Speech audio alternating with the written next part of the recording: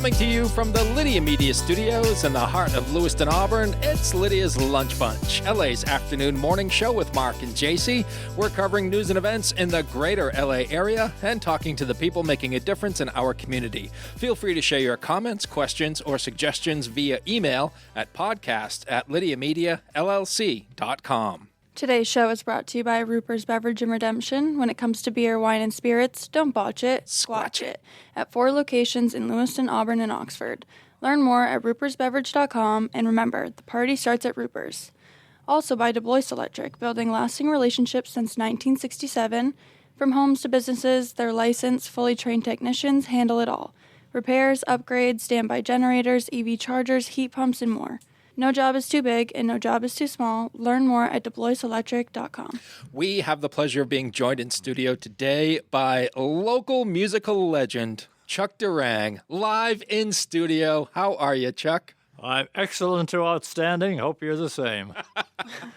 We're so thrilled to have Chuck in our studio today. Not only is he a local legend, he's also featured in the spring issue of LA Metro magazine. And he was here last week for our release party and made LA Metro magazine history because he was our first musical guest during our release party. Did you have fun? I had a big time. It was good fun, absolutely. What did you think of the story? I loved it. It was very good. I think I found one mistake. My 7 times great-grandfather, John Durang, the first native-born American actor, dancer, puppeteer, said to be George Washington's favorite entertainer. There is a song that is still played everywhere on fiddle and banjo called Durang's Hornpipe. Said in the story that it was written by John for the president. No, it was written for John by someone else so he could dance to it. Gotcha. Other than that, the story was letter perfect. All right. Sounds good. We'll be sure to let Mike know. More importantly, Chuck, what did you think of the photo that accompanied the story? Well, it did me justice. What I needed was mercy, but it was pretty good. All right. I'll take it. As the photographer, I will congratulate you. Thank you so much. We are going to talk to Chuck a whole lot more coming up here in just a bit. And he also brought a guitar and a banjo, which is very exciting because usually that means you're going to play some tunes for us. Well, one expects that, yeah. Yeah, okay, good. Just check it. Before we get, I'm sorry. The only difficulty is I tell funny stories between songs, and I find a lot of my fan club seems to like it better when I don't sing or play. JC and I will be the judge of that. Oh, very this good. Morning. We're looking forward to it. Before we get there, let's take a look at some headlines from Monday, March 30th. The Maine Fire Marshal's office is investigating a fire that severely burned a 12-year-old boy in Thompson on Friday. The boy was taken to Maine Medical Center in Portland, then transferred to Massachusetts General Hospital, where he is in serious condition. A preliminary investigation indicates the child was attempting to start a fire in a fire pit and used gasoline to accelerate ignition. The incident remains under investigation.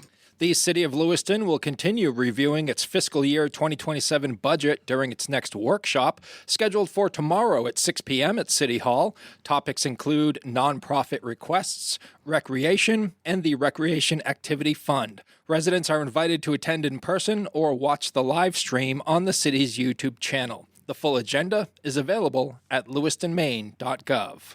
Application for Maine's paid family medical leave program opened today.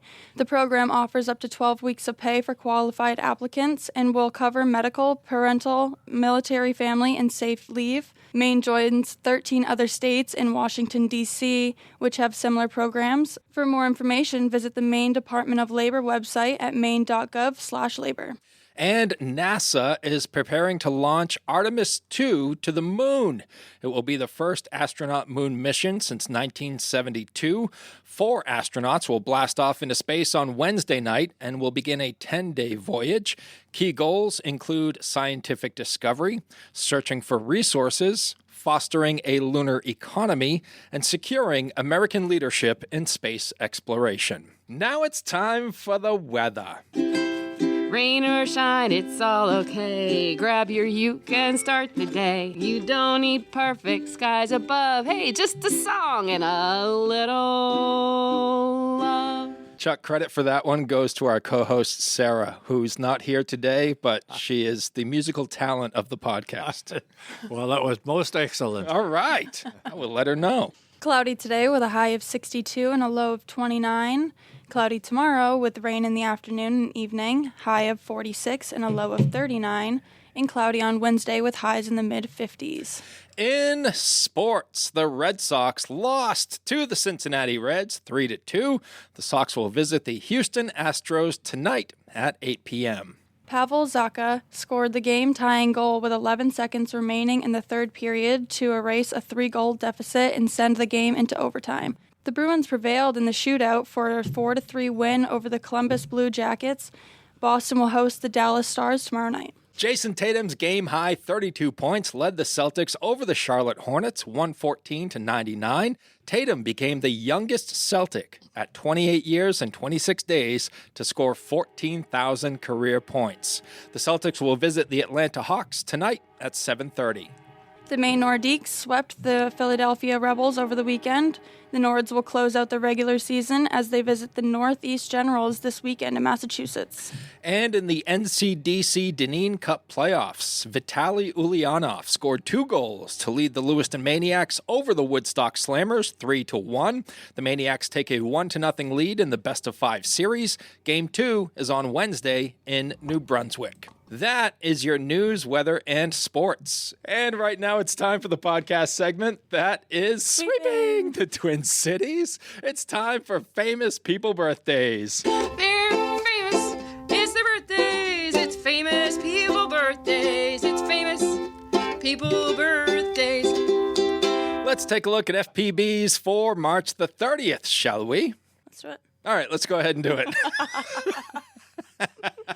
We're going to start off with Katie Mixon, who is 45 years old today. She landed the female leading role in the HBO comedy series Eastbound and Down, which ran from 2009 to 2013. She starred opposite Danny McBride in that one, and I highly recommend it to anyone who doesn't take life too seriously. Celine Dion, 58 years old today. She's got some pipes, right, Chuck? Oh, absolutely. She's been dubbed the Queen of the Power Ballads. With over 200 million records sold worldwide, she's the best-selling Canadian recording artist, the best-selling French language artist, and one of the best-selling musical artists, let's face it, of all time. Her big hit single, My Heart Will Go On, the theme from the 1997 film Titanic, one of the best-selling singles of all time. Boy, this Celine Dion, she sounds like a big deal. 7 of her albums have sold at least 10 million copies worldwide, the second most among women. She was also ranked among the greatest women in music by VH1 and the greatest voices in music by MTV. Ian Ziering is 62 years old today. He's best known for his role as Steve Sanders on Beverly Hills 90210, the original one that ran from 1990 to 2000. And from 2013 to 2018, he resurrected his career as Finn Shepard in the Sharknado film series. Chuck, did you ever watch Sharknado? I'm afraid not. No? Okay. Boy, did it like the plague. Good for you. Tracy Chapman, 62 years old today. Wow. You got to be a Tracy Chapman fan. This is true, but 62, that makes me feel old. Oh, come on. You're a spring chicken. Tracy's self-titled debut album was certified 6 times platinum by the Recording Industry Association of America. It received 6 Grammy Award nominations and won 3 Best New Artist, Best Female Pop Vocal Performance for Fast Car, and Best Contemporary Folk Album. In 2025, the album was preserved in the National Recording Registry by the Library of Congress. MC Hammer is 64 years old today. Jacey, don't go telling me you never heard of MC Hammer. No, I know MC Hammer. All right. You can't touch this. Real name, Stanley Kirk Burrell, but we all know him as Hammer. You can't touch this. Pray, Too Legit to Quit. He was ranked number 7 by BET on the best dancers of all time. And then he tried to go all gangsta rap, and it didn't work. It didn't work. If you're going to come out with Can't Touch This and wear those pants, you cannot. You cannot transfer to gangsta rap after that. Paul Reiser, 70 years old today. He played the role of Michael Taylor in the 1980s sitcom My Two Dads, and he also played Paul Buckman in Mad About You. And he was also in the Beverly Hills Cop franchise and Diner. Let's see. Eric Clapton. You ever heard of that guy, Chuck? I've heard of him. Yeah, I heard he's pretty good at the guitar. Lassie hasn't heard of me. We don't know that yet. We don't. When we have him on the show, I'm going to ask if he's ever heard of Chuck Durang. Eric Clapton is 81 years old today, English rock and blues guitarist, absolute legend in the music industry, regarded as one of the most successful and influential guitarists in rock music. Clapton has received 18 Grammy Awards. He is the only three-time inductee into the Rock and Roll Hall of Fame, once as a solo artist and twice as members of the Yardbirds and Cream. Warren Beatty, 89 years old today. This is a long FPB, isn't it? I think I started this on Saturday afternoon. Warren Beatty is 89 years old today. His career has spanned 6 decades, and he received 1 Academy Award, which was news to me. I thought he'd have like 12.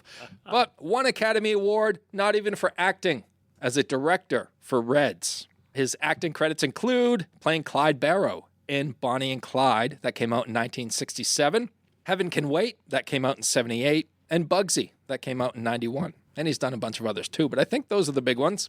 And finally, rounding out FPBs for March the 30th is actor John Astin, who is 96 years old today, widely known for his role as patriarch Gomez Addams in The Addams Family, which ran from 64 to 66, and then the TV film Halloween with the New Addams Family in 97, and the animated series The Addams Family, which ran from 92 to 93.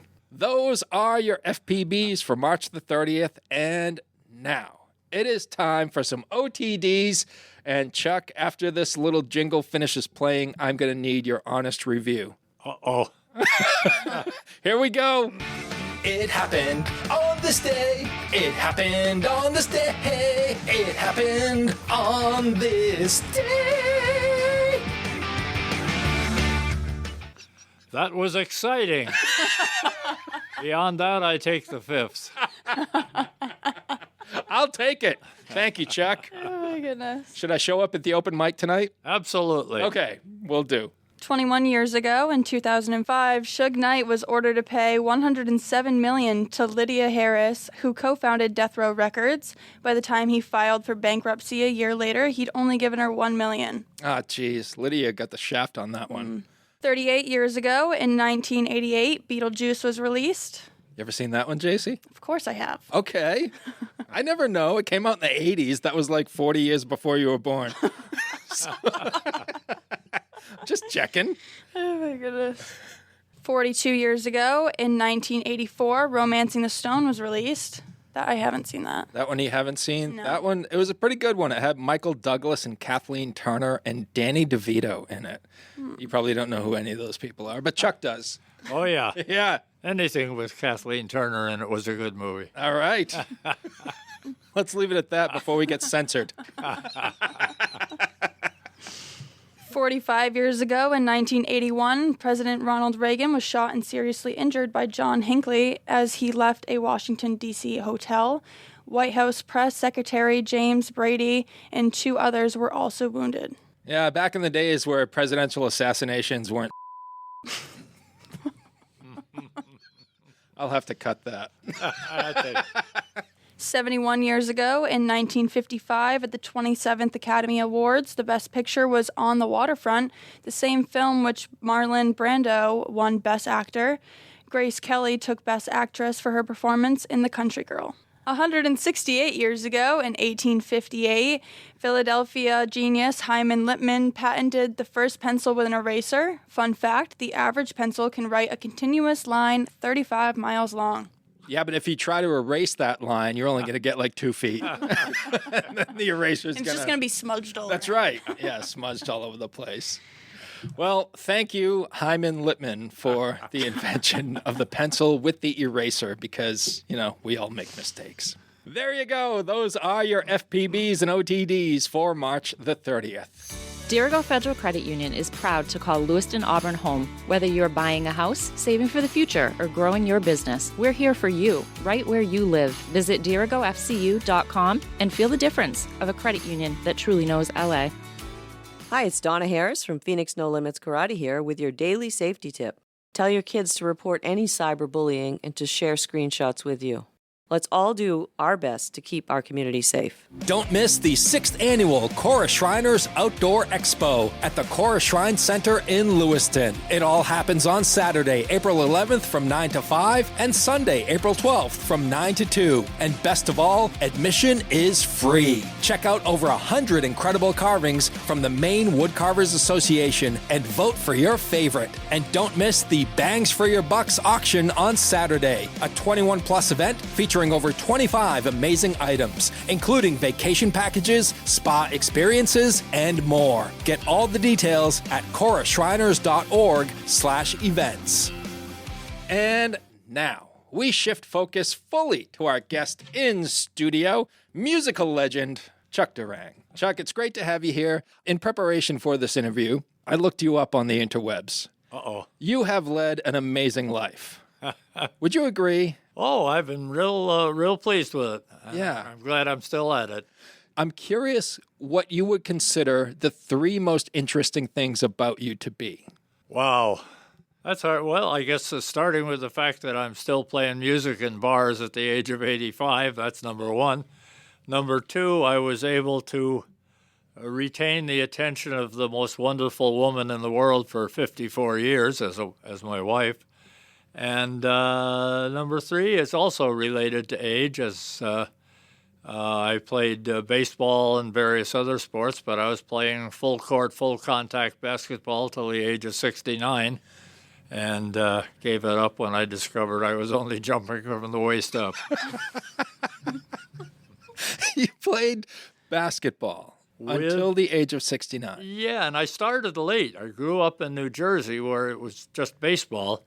And I moved to Illinois, where basketball was king at like the age of 12. So I spent most of my life trying to catch up. Yeah. So I could have made the freshman team in high school when I was a sophomore. Might have made the JV team by the time I was a junior. Could have made it as a bench warmer on the varsity when I was a senior. But who wants a beginner on your bench if you're the coach? So I just kept at it. I tried out for Big Ten basketball in my freshman year at Northwestern. Went in as a walk-on, and after a short time, they told me to walk off and I'd come back. But then I just kind of kept at it in various towns and was playing for the last 20 years or so with high school and college stars and getting away with it. And it was wonderful times. So we had the people I played with, just pickup games, but it was pretty high caliber. And the age range of the guys I played with was from like 25 up to, well, me. You set the bar. Yeah. Is basketball your favorite sport? Oh, absolutely. Yeah. I love watching it on TV because you can see the whole game if you know what to look for. You know, if you're watching soccer or even baseball or football, you have to see the replay to find out some stuff that you couldn't see when it was live. You can see why Larry Bird was so great because he knew what was going on everywhere, including behind him. Chuck, who is the greatest NBA player of all time? Oh, once again, I got to tell you, Bird. Right. The day he signed his first contract with the Celtics, I was in a bar in Boston, and he came in. Larry Bird just signed a contract for all the money in the world, and everybody in the bar was buying him drinks. He was an everyman.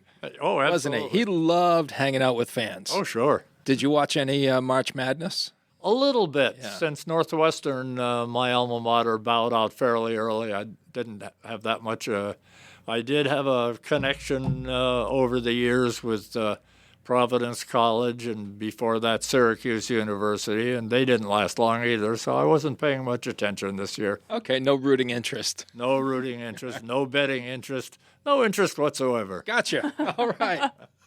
Let's talk music. Okay. When did that all start? That started, again, late, my senior year in high school. I saw 3 young men in striped shirts singing a song called Tom Dooley on the Today Show, of all places, to do music. And I was blown away. I went to school. I collared all my friends and said, I've seen the future. And they were in the process of transferring from easy listening to rock and roll, so they patted me on the head and told me to go away. And a year later, when I went to college, the Kingston Trio appeared in concert there, and I looked at that. I said, that looks like a fun way to make a living, what they're doing up on stage. I'm going to do that, which at the time I'd done a lot of acting in high school, but I had never been able to get booked into a musical because I had no musical sense. Couldn't sing or play or do anything. But I saw these guys. I said, that's fun. I went the next day down to our local music store. I picked up the only guitar I could afford, which had strings so high above the neck you could use it as a cheese slicer. And I asked the guy selling me the guitar, I said, I held it the way most people do, and I held it with the neck pointing the other way, and I said, this just feels more comfortable. Can you switch the strings around and make it left-handed? And the guy said, well, have you ever seen a guitar before? I said, well, no. And he said, well, most people, even if they're left-handed, will play it just the right way. I said, no, it feels more comfortable. I didn't tell him what I meant by more comfortable is it might make the difference in turning pro, since there was no reasonable expectation of doing that. But I did, and the rest is history. Not that anybody pays attention to that history. Hey, it's all in what you start doing. It's not. There's not. I claim there's not any talent involved. It's a craft anybody can learn. Of course, it may take you 60 years to learn it, but eventually you're going to get there. Right. Chuck, do you remember the first time you ever performed on stage in front of an audience? You know, strangely enough, I do. It was at a coffee house in Evanston, Illinois, and I felt I had a little bit of a throat problem, so I took some Dristan, which decongested me so thoroughly I could hardly talk, let alone sing. I got out of it alive, but yeah, that was the first time. It got better after that. How did it make you feel? Well, as with anybody starting out, very nervous. I've been doing it so long now, I just, there is no stage fright. It'll be what it'll be, and many times I'll get done with a set or a night, and I'll feel like I didn't have my A game, and people would say, didn't notice, sounded fine for me. And I realized that, at some point you get to where you can just do it and get away with it if you have enough background. Do you remember the first time you were paid for performing? Probably. I formed a Kingston Trio-like trio with two of my fraternity brothers, and we had a weekly radio show on the campus radio station, and we went out and played various clubs and concerts around the Midwest.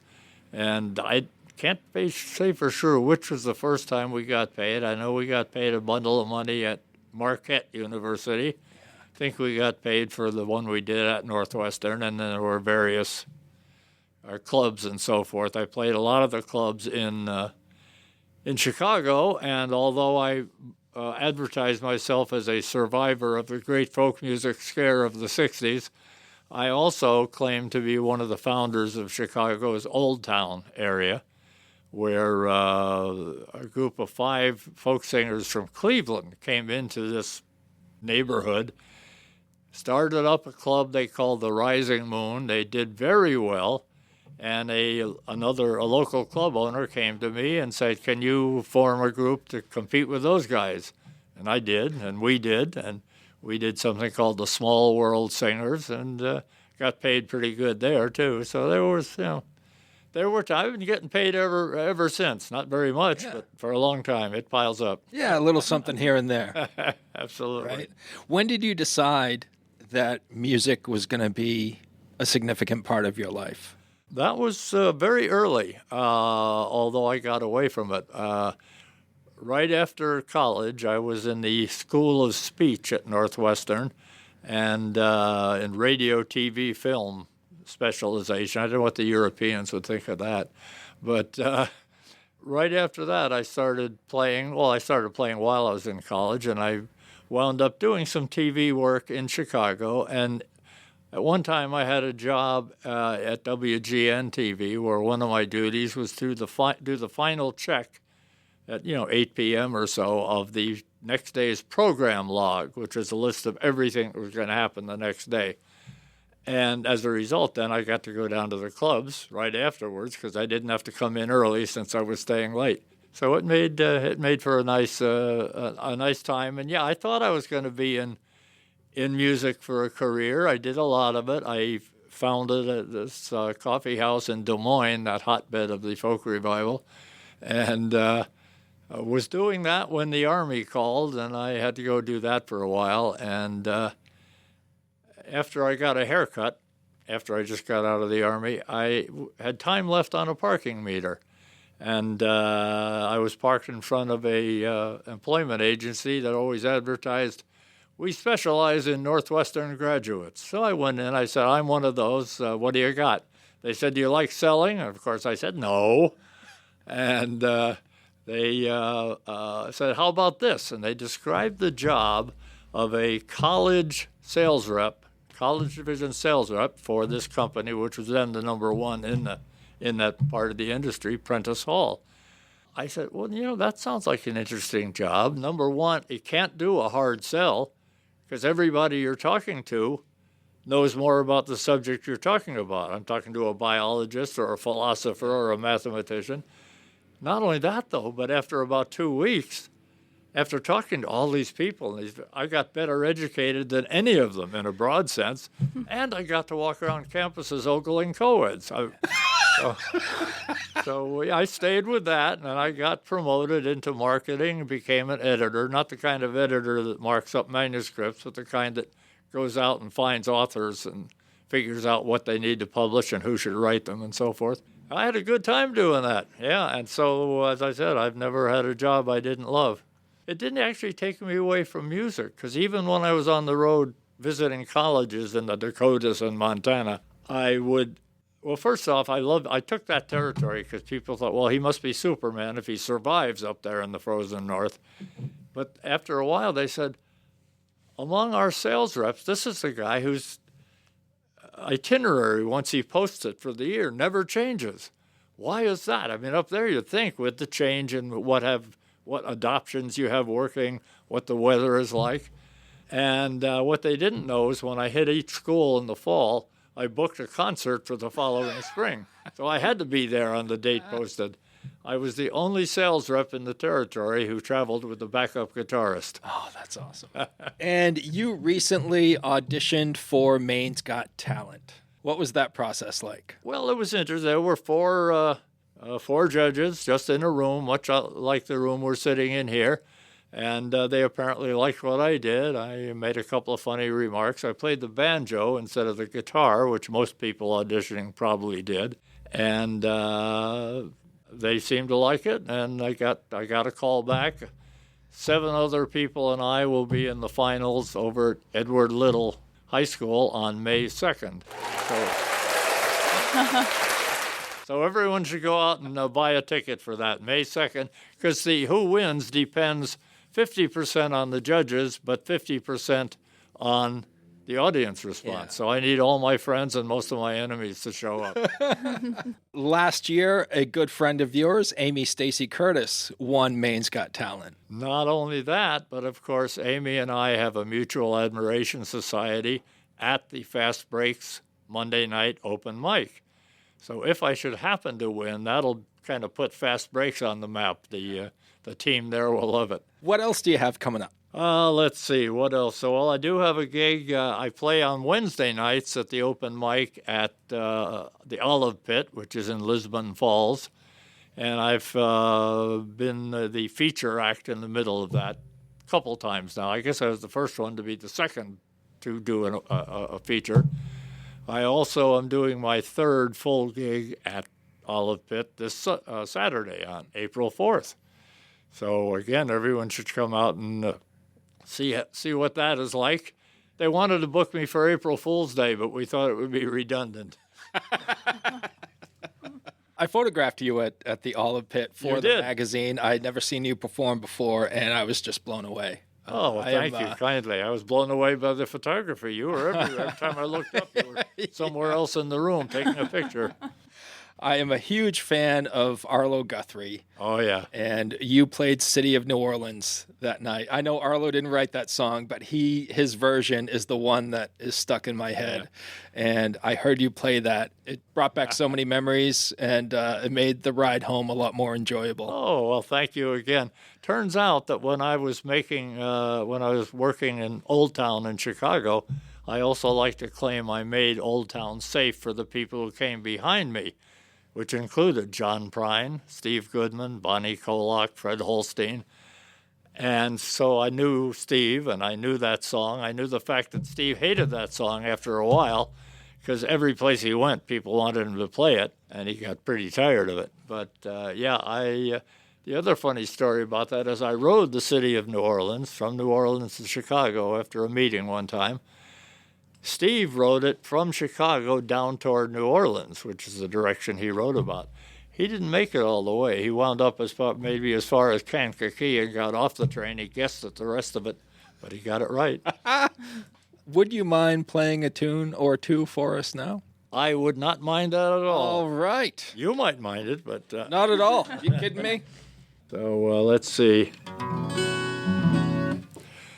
All right, this here is a tune. You mentioned Eastbound and Down. The guy who wrote the theme song for that original movie, Smokey and the Bandit, Dick Feller, also wrote this one.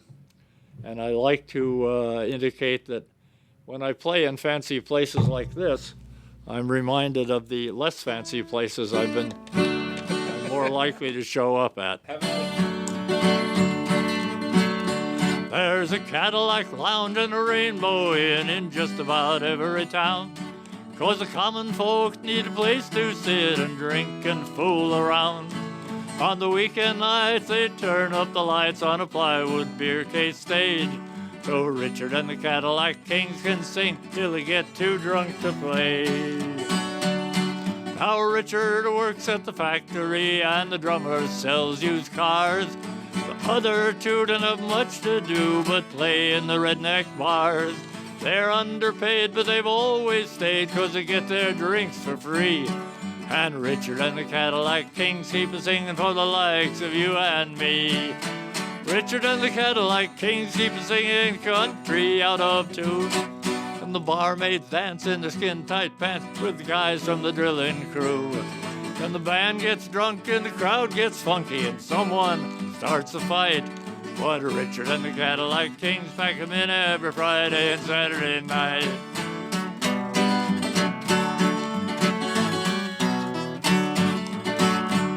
So they drink the beer and as midnight nears, you never seen the like.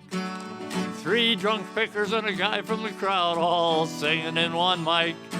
And the guy from the crowd can't sing at all, and neither can the band. When he gets done singing, he falls off the stage and the crowd gives him a hand. Richard and the Cadillac Kings keep singing country out of tune. The barmaids dance in their skin-tight pants with the guys from the drilling crew. Then the band gets drunk and the crowd gets funky and someone starts a fight. But Richard and the Cadillac Kings pack 'em in every Friday and Saturday night.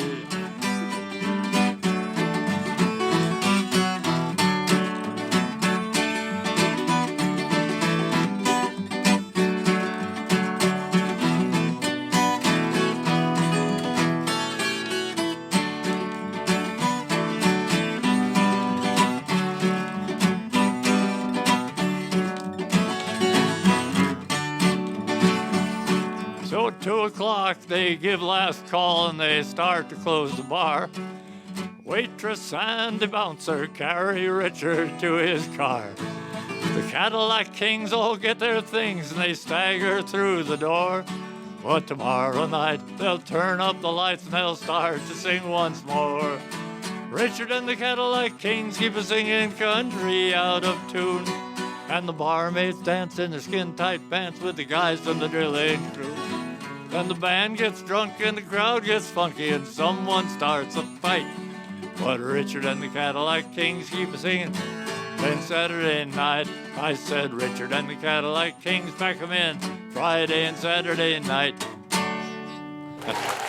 Oh, phenomenal. Our studio audience is going crazy. Yeah, I see him rolling on the floor over there. That was awesome, Chuck. Well, thank you. What is your most popular original? It's probably a thing called Hard Rock McLean. Like everybody else, I love Jim Croce. Grieved when we lost him.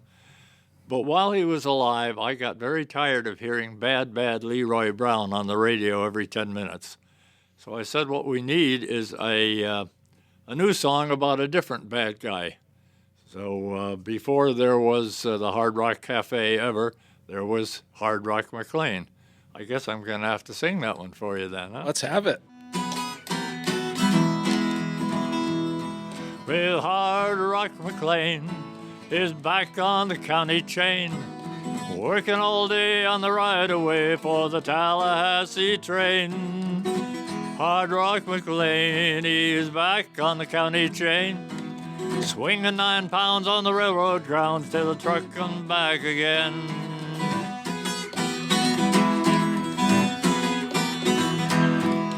Hard Rock McLean got on to the county chain, 'cause he carried a knife all most of his life, and he used it now and then. Hard Rock McLean, how they love him on the chain. The tales he'd tell of the souls in hell who were sent by Jack McLean. Talk about Jack laying track, working in the wind and rain. Chain and a lock and a cold cell block couldn't hold Hard Rock McLean.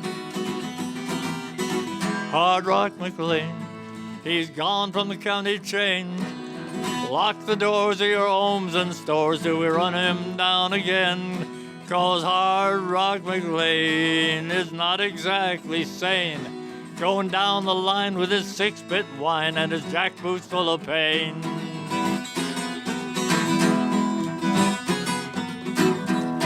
Yeah, Hard Rock McLean is following Gypsy Jane. She done him dirt and she made him hurt, but he's going back again. 'Cause Hard Rock McLean's got killing on the brain, looking for the face that took his place in her plastic picture frame.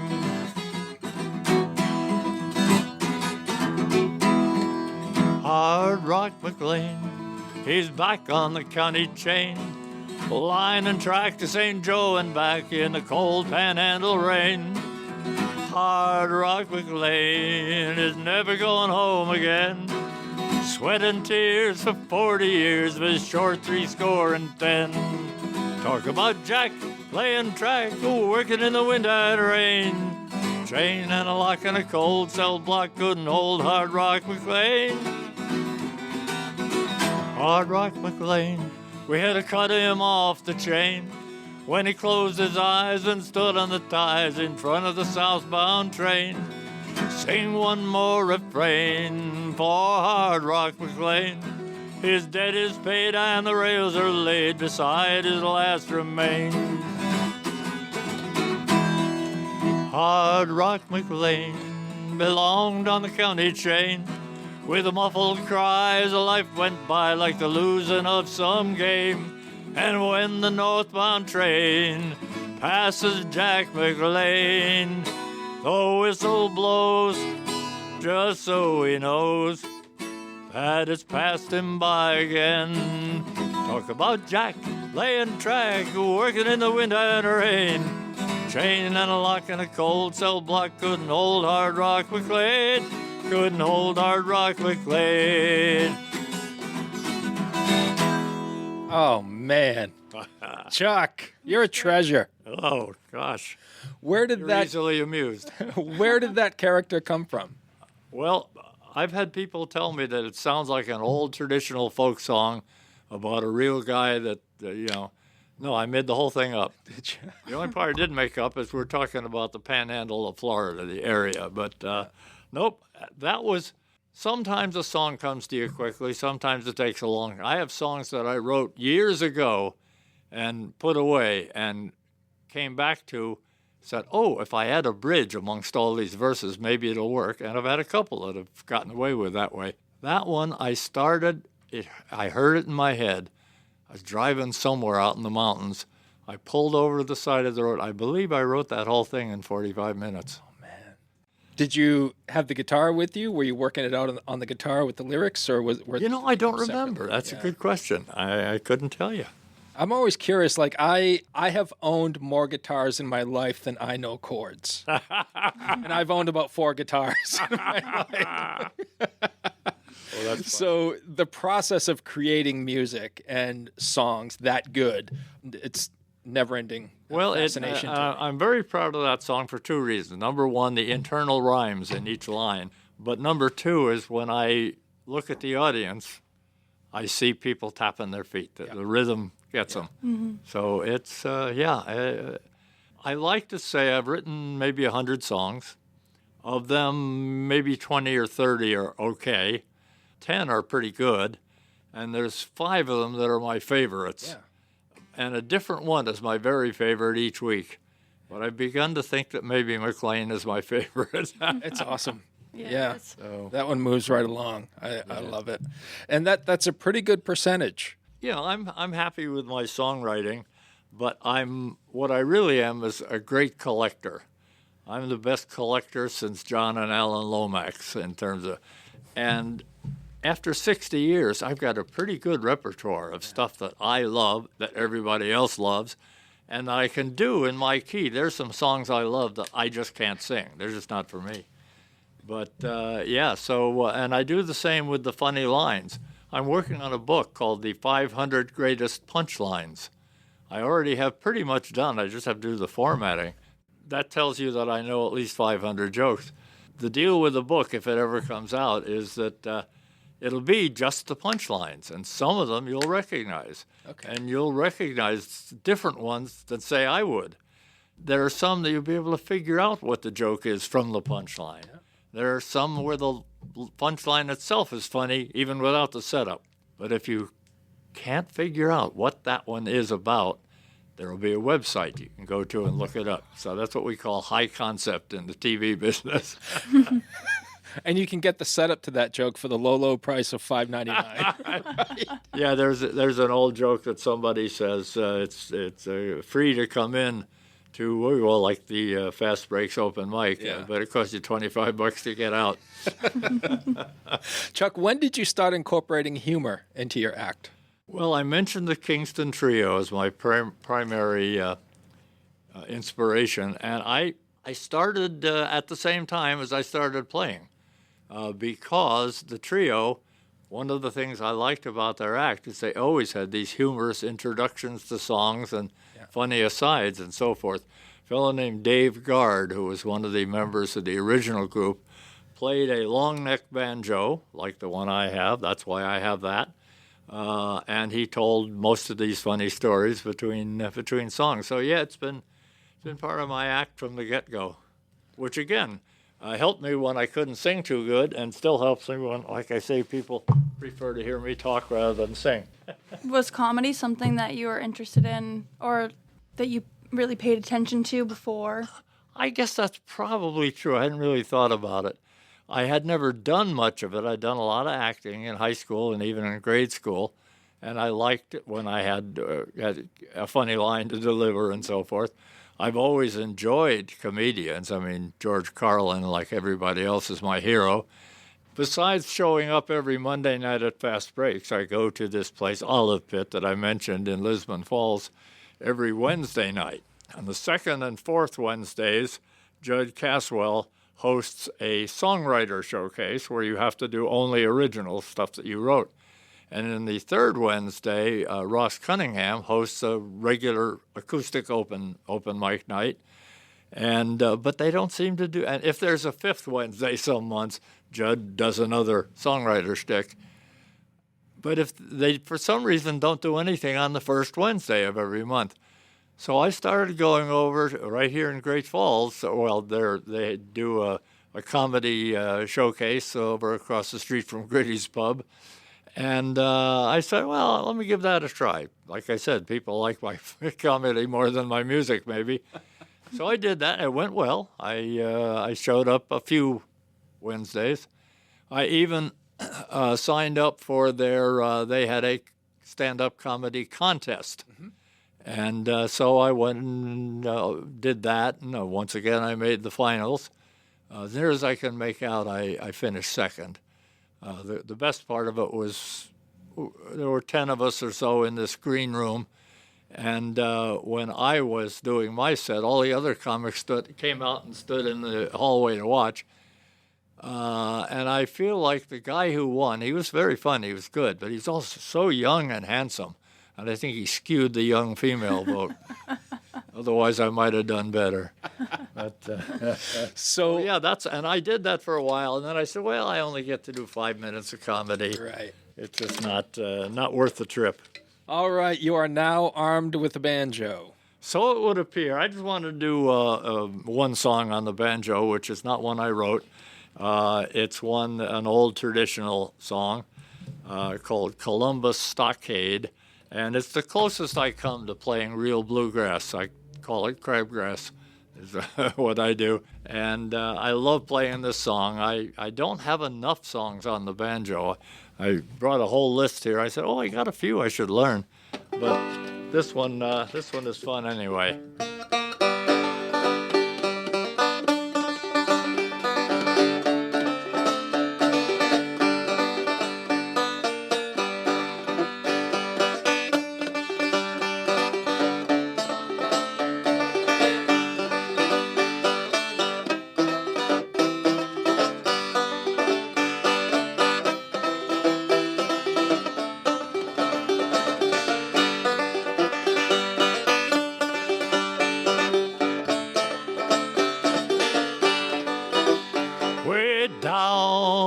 Columbus, Georgia, take me back to Tennessee.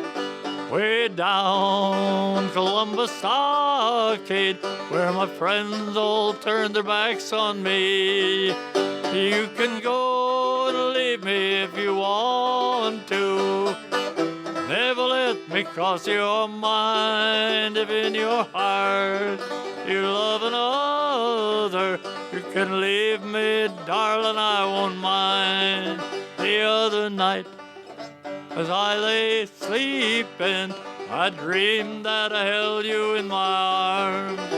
When I awoke, I was mistaken.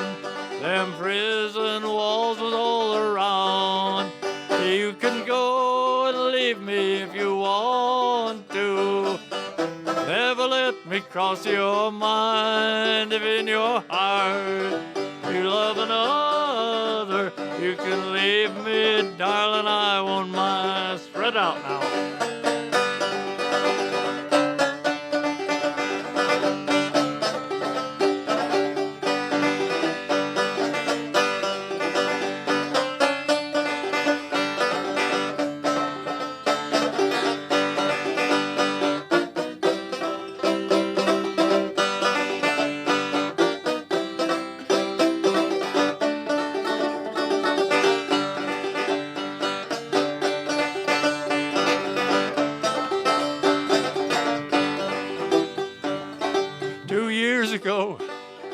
It seems a long time. That's when I was free and on my own. Now here I am in this old stockade. Wish to my God to take me home. You can go and leave me if you want to. Never let me cross your mind. In your heart you love another. Can leave me, darling, I won't mind. You can leave me, darling, I won't mind. You can leave me, darling, I won't mind. Oh, man. Fantastic. So good, Chuck. So good. You have a CD available for folks who would like to own some of your music. I did. It was recorded many years ago at a concert I did at a college in Montana. I was on this tour of selling books and also doing about half a dozen concerts at these bastions of higher education who couldn't afford the Kingston Trio or Peter, Paul, and Mary. Me, they could afford. And I had it remanufactured professionally and got a bunch of copies in hand just at the time when everybody stopped owning CD players. So I still have a few copies left. If anybody, I had it priced at $10, but for a donation of $5, anybody can get one. There's 22 songs on this CD. Oh man, Which that's like a for- double album. That's right. For $10, it's a good price, but I'm willing to take $5. All right. And if you're lucky, Chuck will autograph it for you. Yeah, I tell you, people have been coming to me asking me to autograph their copies of L.A. Metro, which is the first time I've been asked for my autograph since after a show at the Omaha Municipal Stadium in 1963. Really? Well, we're happy to resurrect your career, Chuck. Oh, well, I'll tell you what. And your fame. That's it's amazing. In the twilight of a mediocre career, I'm getting locally noticed, and I thank you for your part in it. Whether you want a sit-down meal or a grab-and-go, Pat's Pizza in Auburn offers delicious sandwiches, pasta, salads, and pizza at family-friendly prices. Pat's Pizza, serving the L.A. area since 1985. Open daily from 11 a.m. to 9 p.m. at 85 Center Street in Auburn. Online at patsauburn.com. Uncle Andy's Digest is turning 30, and you're invited to celebrate with us. Join us Friday, May 22nd from 6 to 10 p.m. at the Hilton Garden Inn Auburn Riverwatch for a night of celebration.